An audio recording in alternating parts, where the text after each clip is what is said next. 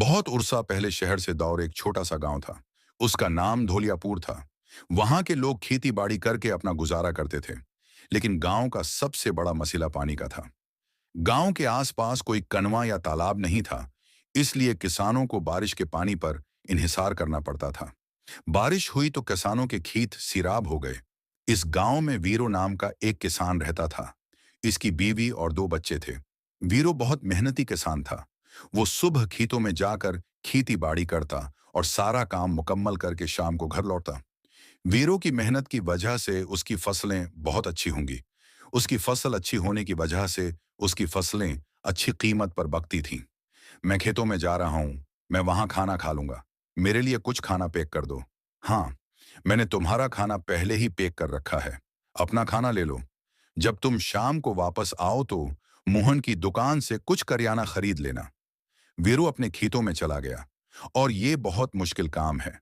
थक जाने के बाद वो एक दरख्त के नीचे 2023 बैठ जाता है और खाना खाता है। कुछ देर आराम करता है।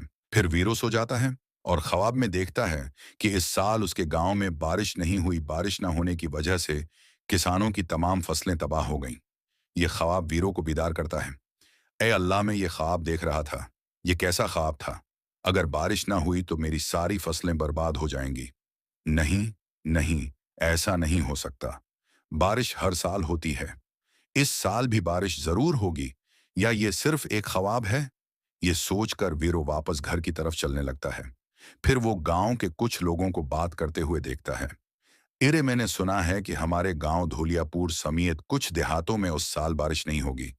टीवी पर खबरें चल रही थीं कि कुछ गांव ऐसे हैं जहां इस साल बारिश नहीं होगी। क्या बात कर रहे हो? सुनो भाई, अगर बारिश नहीं होगी तो हमारे खेत कैसे उगेंगे? और अगर फसल नहीं होगी तो हम क्या खाएंगे? मैं क्या कह सकता हूं? अब ऐसा लगता है कि खुदा ही वाहिद सहारा है। हम गरीब किसान क्या कर सकते हैं? हमारे गांव के आसपास कोई कनवा या तालाब भी नहीं है कि हमारे खेतों को सैराब कर सके। हमारा इन्हिसार सिर्फ बारिश के पानी पर है। अगर बारिश होती है तो हमारे खेतों को सैराब किया जाता है, जिससे फसल अच्छी होती है। बारिशें नहीं होंगी तो आबपाशी कैसे आएगी और फसलें कहां से आएंगी? ओह खुदा, उसका मतलब है कि मेरा ख्वाब पूरा हुआ। अगर बारिशें ना हों तो मेरी फसलें कैसे अगेंगी? नहीं, नहीं, ऐसा नहीं हो सकता। मुझे कुछ सोचना होगा। फसल ना हुई तो खाएंगे क्या? फसलें हमारा वाहिद सहारा हैं, जो हमारी जिंदगी को बरकरार रखती हैं। और अगर वो ना आगे तो हमारे पास फसलों के अलावा और कुछ नहीं है। नहीं, नहीं, मुझे कोई हल सोचना है। ये कहकर वीरो घर चला गया। आओ बैठो, मैं तुम्हें खाना देती हूँ। तुम इतने परेशान क्यों लग रहे हो? क्या हुआ? गांव वालों का कहना है कि इस साल बारिश नहीं होगी। गांव में कहत पड़ने का इम्कान है। अगर ऐसा हुआ तो हमारी फसलें बिल्कुल पैदा नहीं होंगी। फसल ना अगे तो खाएंगे क्या? ये एक बहुत बड़ा मसला है। अब हम क्या करेंगे? मैं यही सोच रहा हूं। कुछ करना पड़ेगा। हाँ, ठीक है, हम कुछ सोचेंगे। सबसे पहले खाना खाते हैं। वीरों के घर वाले उठे बैठकर खाना खाते हैं और सब सो जाते हैं। लेकिन वीरों को लगता था कि सारी रात की नींद खत्म हो गई है। वो सोच रहा था कि बारिश ना हुई तो मेरी फसल का क्या होगा? नहीं, मैं ऐसा नहीं होने दूंगा। मेरी फसल बर्बाद नहीं होगी। मैं जरूर कोई तरकीब लगाऊंगा।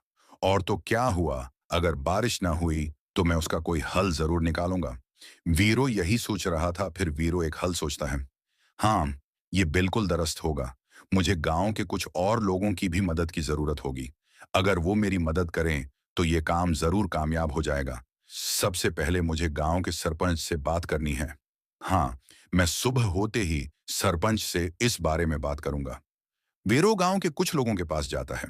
मेरे प्यारे किसान भाइयों, जैसा कि मैंने उस बार सुना है कि अगर हमारे गांव में बारिश नहीं हुई तो हमारी फसलें नहीं अगेंगी और हमारा पूरा खानदान भूख का शिकार हो जाएगा।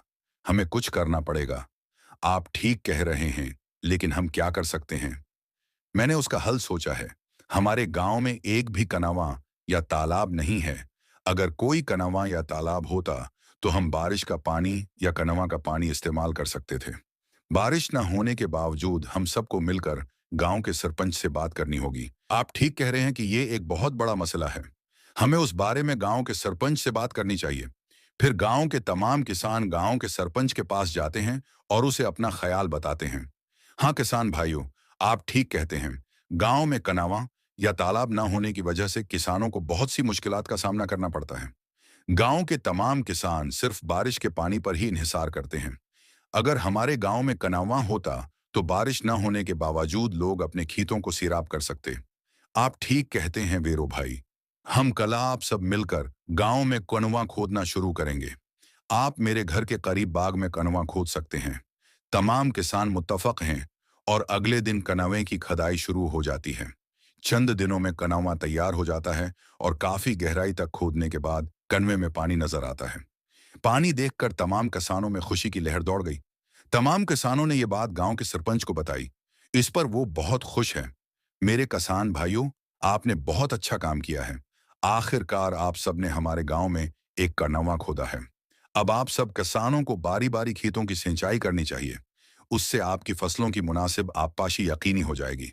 और चूंकि कनावा करीब ही है, उसलिए लोग यहाँ से पीने का पानी भी निकाल सकेंगे। उस तरह उस बार धूलियापुर गांव में बारिश नहीं हुई, लेकिन बारिश न होने के बावजूद किसानों को ज्यादा फर्क नहीं पड़ा।